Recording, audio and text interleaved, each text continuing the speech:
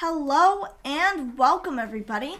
Today I am going to recap day 2 of Magic Camp with all kinds of photos and videos that were taken throughout the day. We are starting with Modern today, and we are going to mix up who is playing who and with what deck. Nathan is also introducing how to identify what your opponent may have in their hand. Let's get started. I think she would enjoy that deck too much. We're all gonna be on different decks than we were yesterday. Okay. Well, first things first, one thing I noticed, guys, is that a lot of people paired up against the same players yesterday when they were playing matches. And I want to encourage people, first of all, to not do that as much. You guys can have, the ability to play with whoever you want over the course of the day, but like when we're doing, set constructed matches and stuff, let's try to mix it up after, 30 minutes or so at least, so that it feels like you get to play with everyone, you're kind of adjusting and able to help out. And one other thing is, I want to know from you guys, for example, yesterday when you played with the modern decks, what were some of the things that you noted? And I know we didn't do like a full debrief of Modern as much as we spent on Limited, but we're going to play new decks today, so are there any questions or any things that you guys want to talk about before we dive into new material? I feel like energy was like, it felt like it didn't actually do that much with energy in particular. It was more of just a generic aggro deck, and I found it was fine, but I feel like it often goes against like some of the more broken stuff you can do in the format with against maybe you can deal a lot of damage, but they make any system with Titans and mana and all that stuff, and kind of doesn't matter unless you can deal enough to kill them Playing Titan will definitely assist with that problem. One of the things about Modern is that some of the matchup spreads can be kind of polarized. There are certain decks that are much better into other strategies, and energy into Titan for 3 hours will definitely that feeling. So, the other thing I wanted to mention was, one thing you guys were doing pretty frequently is you were playing games and kind of getting into patterns of I'm gonna, kind of play at my normal pace. One thing I'm gonna highlight is I want to slow down today and play less turns of a game of Magic, but make those turns more thoughtful. And so the way we're gonna do this is, I want everyone to have a sheet of paper to start, and we're gonna try a method where we're gonna try to keep track of what cards can our opponents definitively not have, which is something I've taught a lot, but I'm gonna introduce you guys to how I start thinking about what cards can be in your opponent's hand.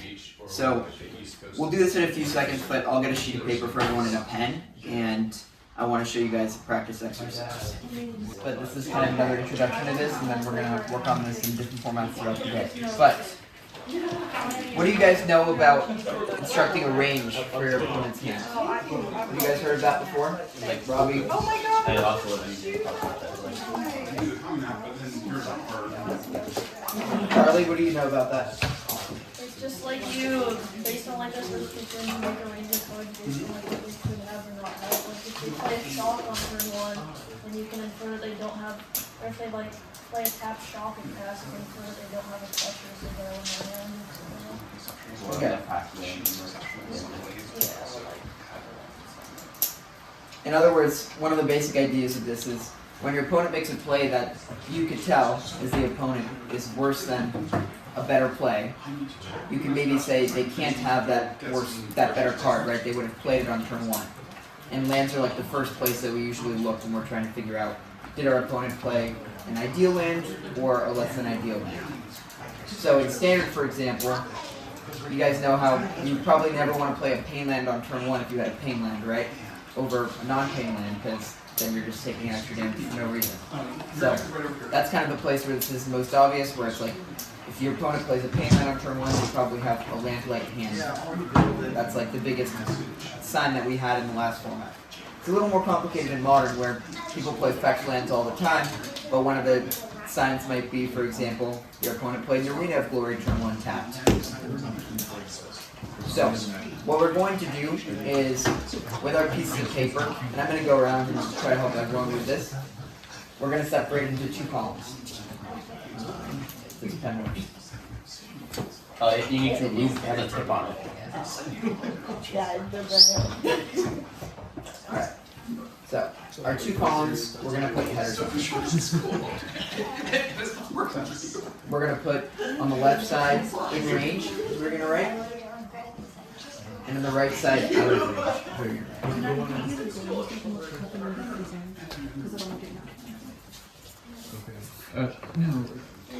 So, here's the basic premise of this drill.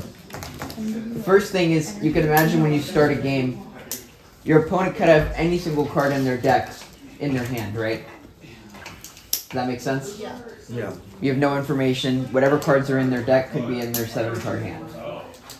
But there's like a baseline that you expect, right? If your opponent's going to keep a hand... At least one land. Yeah, exactly. That's true. They're going to probably keep a hand that has exactly 1 land. Sometimes, obviously, if they don't or play at one least drop, one you can land. rule out every one drop. If they play the worst one drop in their deck, you can rule out all the better one drops. Right. And your goal is sometimes to identify what is their worst one drop, and that's sort of the thing we're going to be repeatedly asking ourselves today to enforce this. Reinforce And, this. and with the Z deck, if you play against it, no ley line, no ley line. Yeah. No, you're totally right. So, I want you guys, if you have your own deck list, trade it with your opponents. You don't need your own deck list. Now it's time to get set up for drafting. Dana, you're the head of the table, or where Adam is like in that area. Right here? Yeah, that's fine. Okay. Should we just leave playmats around? Yeah. Charlie, I want you to switch with Noah. You can have your T5 on Because playmat. I don't want you to draft your Yeah, we're definitely gonna glue. You're gonna concoct You playing red green? I'm a strong inclination towards John in the draft, so watch out. I'm taking a third of your picks. Yeah. Who's Adam Modern? And then Ricky, Who is sit Adam Modern? right next to Dana. Oh, I don't know that guy actually. Pass one down, Robbie. Adam Modern. I think you lost a deck. Nora's borrowing it. Charlie, can you pass No, it no, down? you have to pass it down. So I actually need 3 backs. That was first draft. No, yeah. That's No, actually your first draft. 2. Okay. Your first draft. Yeah. Thank God both sides. So typically when you draft, you take 1 card out of your pack, pass to your left. Okay. That's all I got for you. Well, except the second pack. No, if you never Wait, drafted. Yeah, I've never drafted. Whoa. Really? This is what up into Okay. Not to you, to him. He understands. He doesn't have to. No, I've never drafted. That's big for me. Yeah, so long term rules is the first thing we want to do. See if it's good. Talking heavy draft strategy with Sam and Nicole.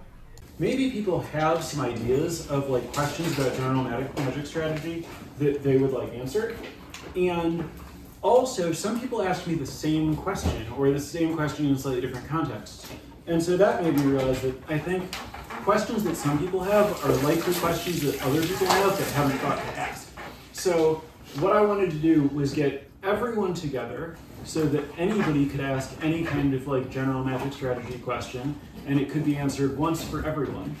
My intention is that I'll take points on answering this because this is like basically my career. Like this is my exact area of expertise, is explaining magic questions when I'm prompted to. So, does anybody have anything they want me to talk about? Yeah, so like, when drafting, my biggest problem with like building a synergy-based deck is I feel like too often, if you have like 8 cards, all of which are mediocre to bad in and of themselves, but if you put them all in a deck, they can all work really well together. I feel like I like never draft any of them because in any given pick, there's something better to take, Yeah. even if the overall deck is worse. Right. So to start with, it is hard to build a good deck out of bad cards. A lot of the this was actually a different conversation that I was having about kind of the like synergy-based commons. You're like think about like the 4 mana 3/4 that gets +1/+0 and Death Touch if you have an artifact. This card is bad, and if you have the synergy, it becomes okay. And the reason that cards like this exist is so that other people don't take them, and the person who's trying to do this thing gets them. And you never want to draft around assembling all of the cards that are like supposed to go to the person who's trying to have them without the like strong card that puts you there, right? Like the weak commons are generally there to support like uncommon and rare signposts that like tell you to look for that stuff. So you don't want to just be like, I'm just going to assemble like all the commons that say they want this thing. It's just like bad cards trying to become okay if things work out for you. If you're going to like go down a like high synergy path, it needs to start with strong cards. And also, you need to not spend any picks on those commons. You get them at the end of the pack. If they're not there at the end of the pack, it means someone's fighting you for those, and then you shouldn't be in that lane at all. So the most important thing here is don't prioritize bad cards,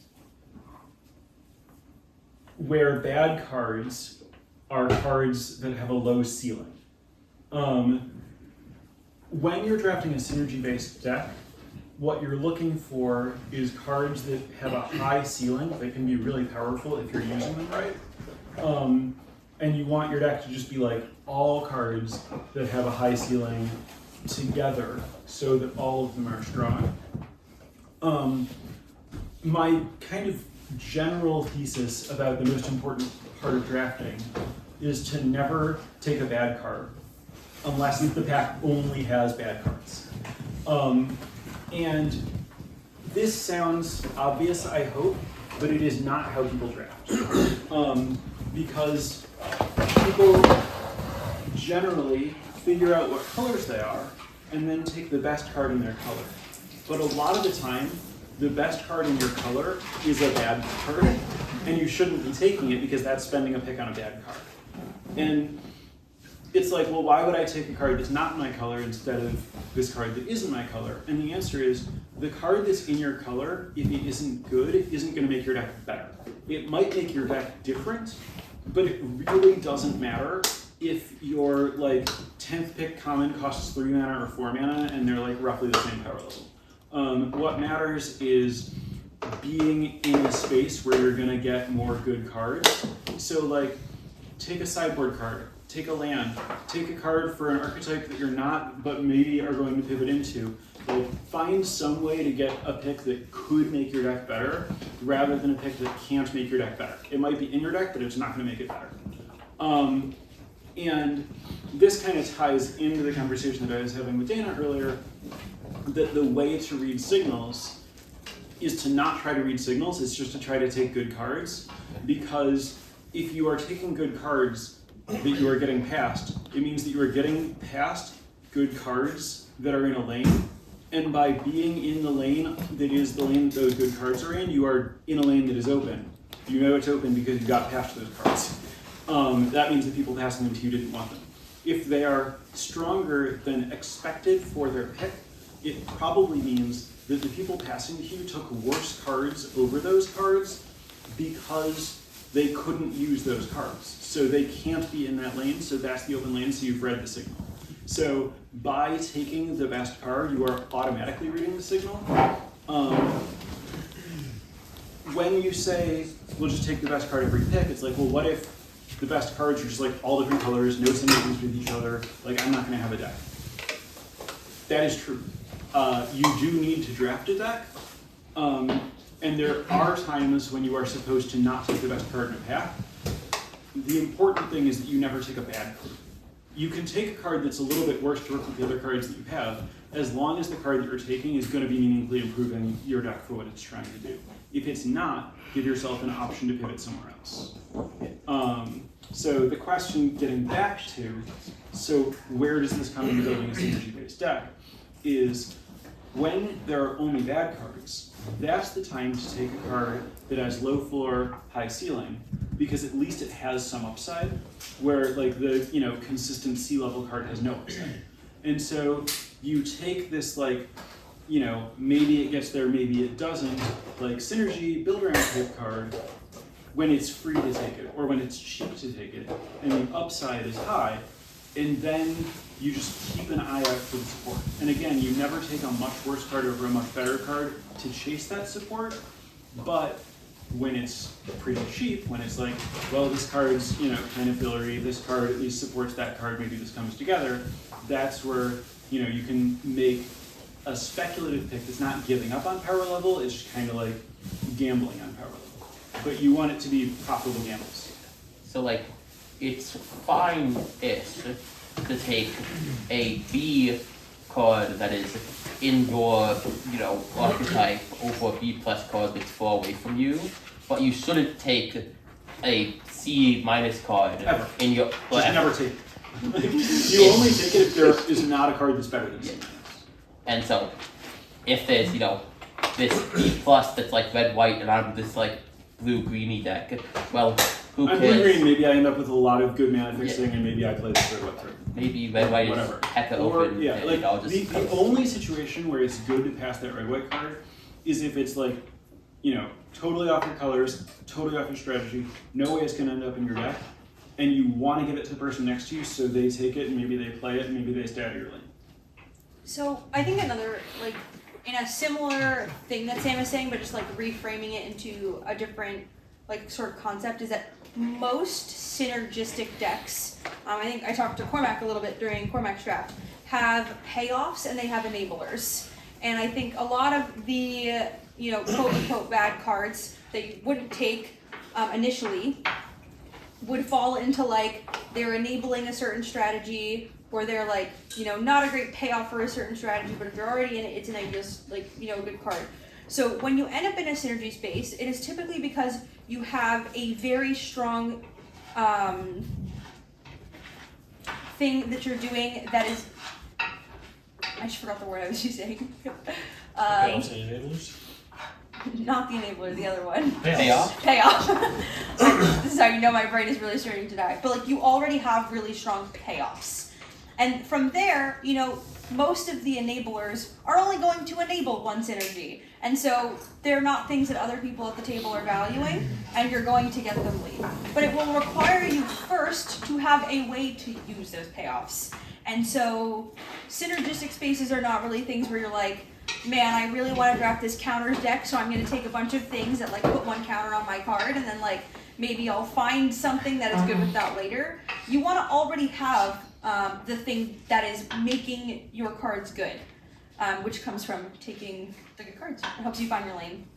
Like, for me and like the white-blue, like that deck was like one of the, where I found quite rare experiences where I was able to find like, you know, a synergistic deck. And I think a lot of that came from the fact that like, very early on I took like the white-blue signpost uncommon, which is just, you know, a good card. Right. And then I got like a second copy of it. And then with other cards, like when the 2 and a blue card that has like... Right, and that's exactly where the like high synergy decks come from, is when you get multiple copies or multiple cards that pay you off for the same thing.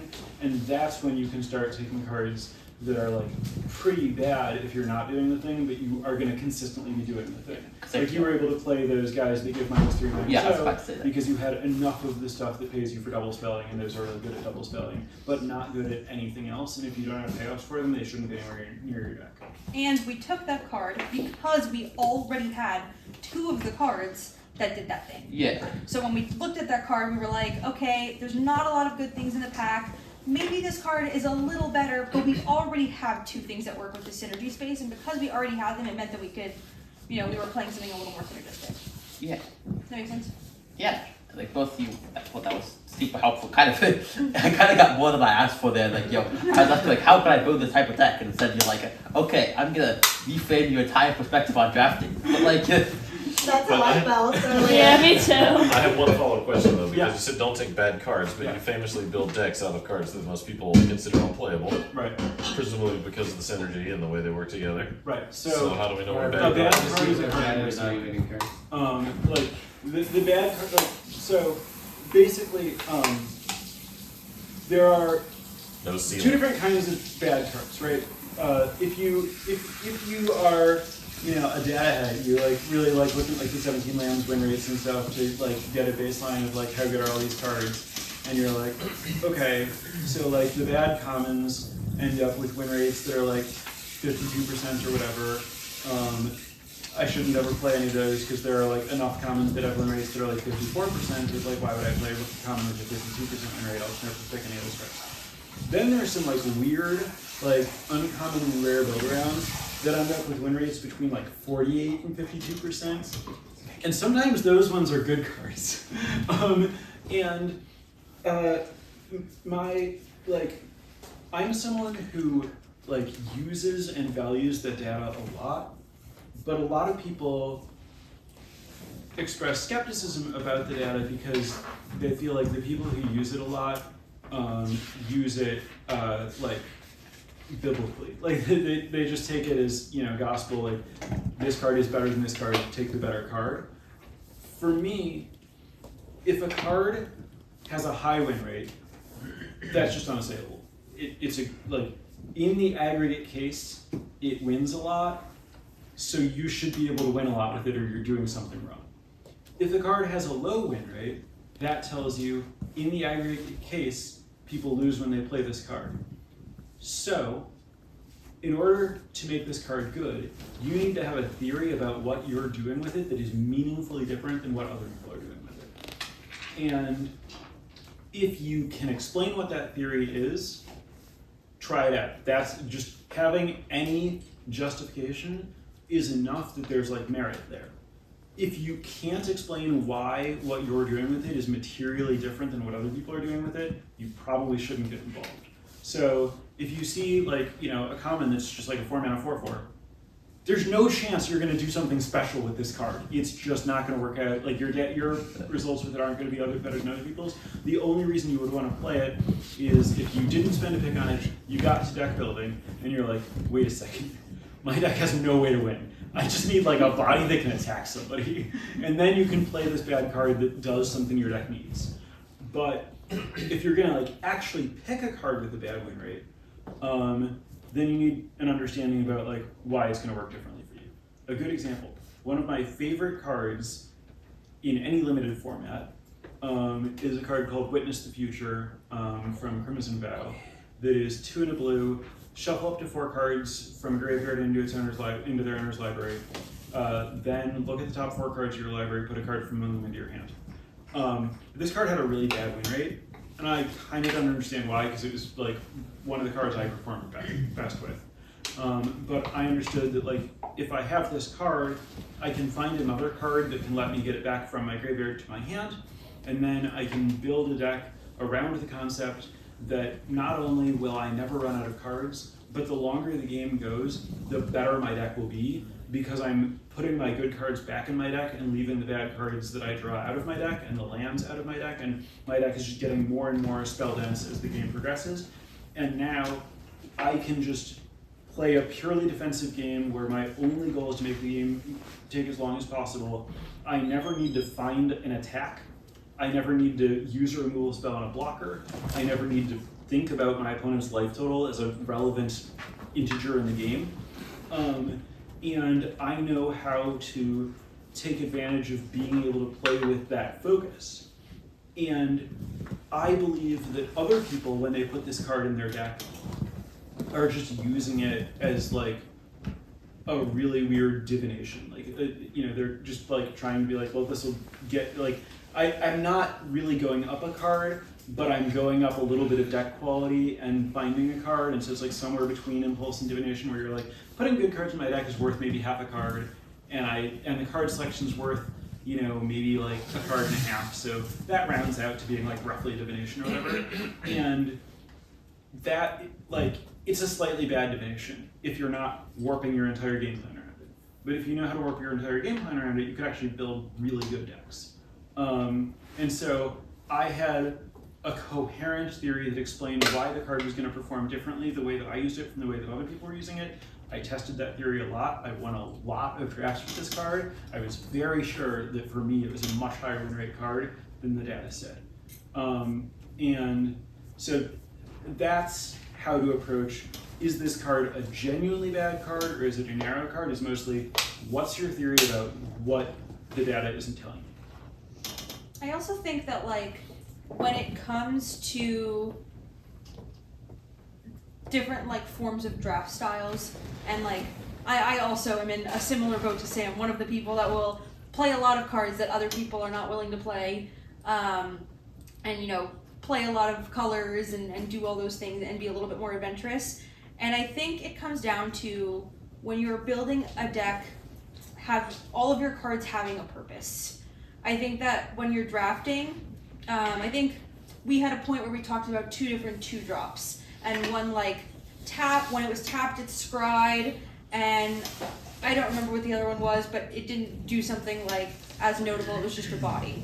And so when you're considering drafting your deck, I want all of my cards to be like one cohesive unit.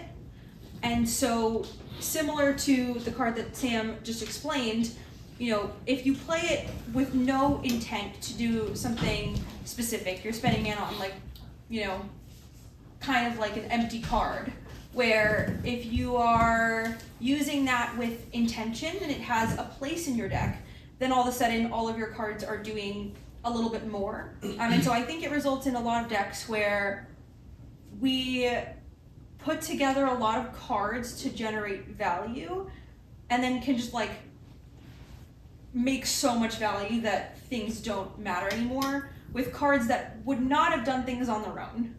If that I want to talk a little bit about the 2/2 that scries and it becomes tapped. That's a good example of a card that, like, it can just be a generic 2-drop. You're like, I need to do something on turn 2. It's a body. A 2/2 for 2 isn't great. It has an ability that'll probably work out fine. I guess I can take it and put it in my deck. I don't think that's the best way to think about this card. Its ability has a pretty wide range of power levels for something that's that simple. If I were to put it in most of my decks, it would be a 2/2 with no abilities, because I don't like to attack with my 2/2s. And so it has no way to become tapped. But if you are drafting an aggressive deck and you are planning to attack with your 2/2s, it'll scry, or it'll surveil. But if you're just attacking with your 2/2, it's probably going to surveil one time. If you have the green 1/2 that lets you tap another thing and tap it to make a mana, or you have like a lot of spacecrafts and you're going to be tapping to get counters on it, now it's a 2/2 that scries every turn. And the difference between a 2/2 with no text, a 2/2 that scries once, and a 2/2 that scries every turn is very big. And so like this looks like kind of, oh, this is generic 2/2 with upside, but what that upside is really contextual and really variable, and whether it's a better 2-drop than the other available 2-drops is going to depend heavily on how much value you're getting out of that text. And that's a very nice way of verbalizing exactly why I suggested taking that card over the other card. It was that, like, when I try to look at what card I'm taking in a pack, I'm trying to think about it with the context of the rest of my cards. I never want, you know, if you just put a pile of 23 Magic cards together, they have a base rate, and I mean, you never want cards to be too low on base rate. I think that's where like the not taking bad cards comes from, of like, you know, if your cards aren't at the base level, then your deck is just going to struggle. But when you have a lot of cards that are like similar at base rate, the next thing to look at is how you can abuse them to maybe generate more advantage than your other, like your opponents are doing, or things like that. And so it's finding, I think I talked to Dana a little bit about playing this, but it was like, when your deck has 23 different cards, it is making the most out of every card that is in your deck. And so that's kind of the like idea of that space. Can I ask a follow-up to that? Please. So when you guys are play testing, like, or team testing, I mean, this is a little counterintuitive to what 17 lands says, right? Because basically what you're saying is that if you look at it on average, 17 lands will say that this card is objectively bad, but it's more that like people who don't win a lot put it in their decks, and people who win more often than not cut it. But Do you know what I mean? Like it has like a selection bias that kind of There drives is down. a selection bias, and there are definitely cards where it's like, how could this card possibly be that bad? And it's like, it must be the case that like, if you're above this good, you never put it in your deck, so the only people playing it are like down here, and so it both isn't performing well, and it's not being piloted well. So it's like, this is like, you know, this like, like you have 2 3-drops that are like really, really similar, but one of them good players won't play. Like they're gonna end up with surprisingly different win rates for how identical the cards are. So the way that I like to like talk about using 17 lands data is that when you don't have like a knowledgeable person to talk to about the format, it is a person with a lot of opinions that you can talk to and bounce ideas off of, and it says, this card is this good, and you're like, oh, thanks for the input, but have you considered this thing? And its answer is no. Yeah. But often, but like, so its answer is no, but you can go deeper into it. You can say, I think maybe this card is actually a good card. Like, I think that maybe this card is bad in general, but maybe when good players use it, it's good. Well, 17 Lands has the ability to filter for win rates by top players. So you can actually see, well, how does this card compare to other cards, looking only at when it's played by players who perform among the best. That'll account for some of it. It's still not really going to tell you that you know that the people you're looking at were using it the way that you think that they should be using it or whatever. But there are a lot of ways to be like, oh, well, maybe this card's bad in general, but maybe it's good in this particular color pair. Well, you can filter by that color pair. So you can have like a more nuanced conversation with the data set if you know how to do that stuff. I can contribute, I think, a good amount with the testing team like sort of process. We don't use 17 lands for the cards that have high win rates. Like exactly what Sam is saying. There's a couple things that you get out of data that makes data very useful. We all know that the removal spells are good. The common removal spells always have the highest win rates, and everyone knows that removal is important.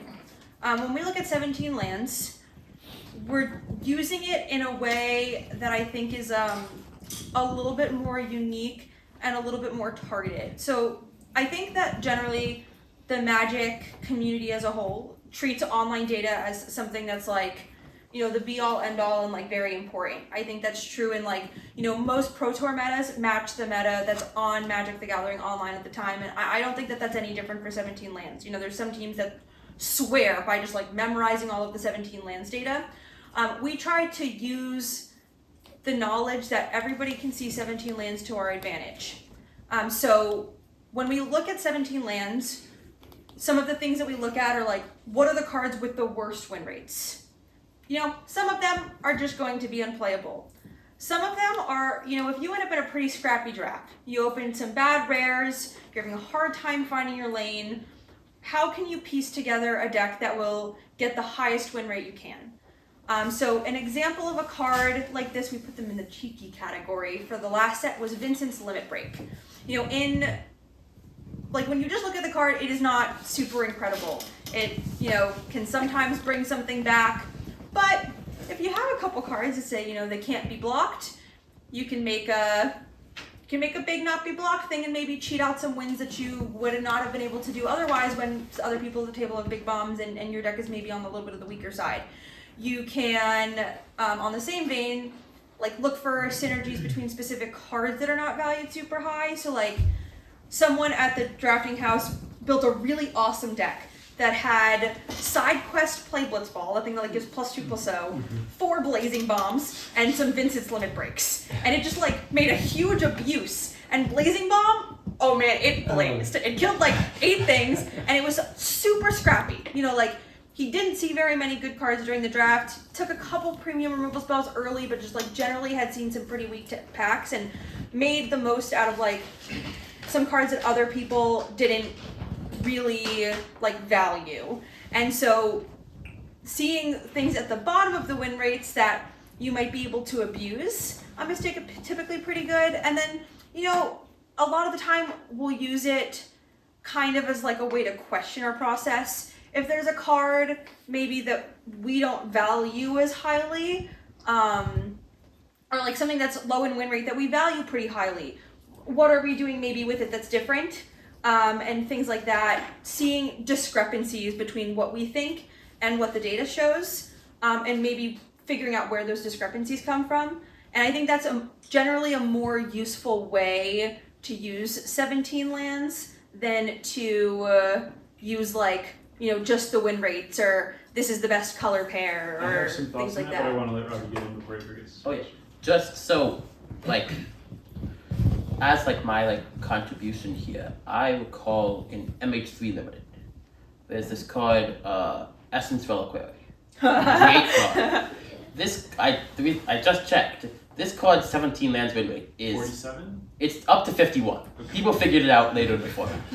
But 51%, because 17 lands, in case, for those who haven't used it, limited data tracker, it basically tracks a whole bunch of people on Arena's win rate. On average, the people on Arena who use 17 lands have a higher win rate than normal. So like the average win rate is in like 55.6%-ish. So a card with a 51% win rate is actively bad. This card is really good.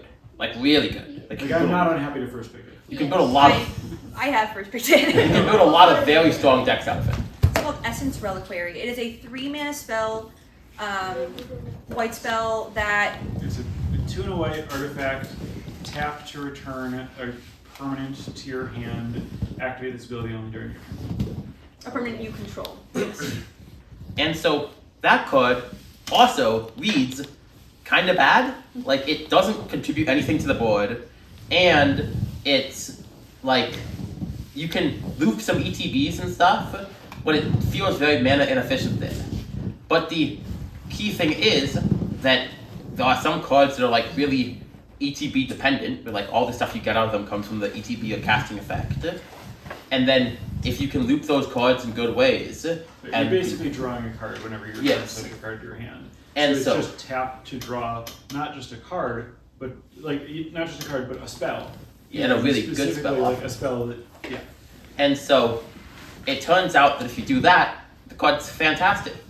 And that's one of those cases where if you go by the 17 lands data, like you're never going to be able to figure out that card's any good. And especially if you throw it into a deck once or twice without thinking about it, you're also going to find that card's pretty bad. And today, if you look at the news coverage from Pro Tour Modern Horizons 3, I personally was interviewed by Corbin, who does coverage, about what things Sanctum of All was doing differently in Limited that had raised our win rate, and I talk about specifically this card and this exact scenario. It's a really good card. Teacher's pet. So I wanted to just... Dana had her hand up too. Oh, sorry. No, I didn't. Okay. I want to just comment briefly on Charlie the, like the statement that like the best way to use 17 lands is to like kind of like look at the lowest win rate cards rather than kind of the bigger metagame picture type stuff. And I think that it is likely true that that's the best way for pro teams to like get value out of it because they're looking for like the kind of marginal edge and they have the basics covered. When I like coach people who are really new to Limited, the best thing they can do with 17 lands is just like look at the best and worst cards of each color, make sure you're not taking the cards that are worst, make sure you are taking the cards that are best. With the rares that are hard to evaluate, just like see the rares that are outliers, make sure you don't pass a bomb, make sure that you don't get tricked by some like weird build around that will never come together. The better you are, the more you need to like do clever stuff with 17 lands, and the more you're like just getting into a format or just getting into Limited, the more trusting its baseline is gonna level you up a lot really quickly. Yeah, you need to have a that is important to say. You need to have a fundamental understanding of what these cards are doing, and if you don't know how it's going to come together, what things you're looking for, then it's too cute and it's not going to work. This concludes Magic Camp Day 2. Hope you enjoyed, and don't forget to hit that like and subscribe button. Thank you so much, everybody.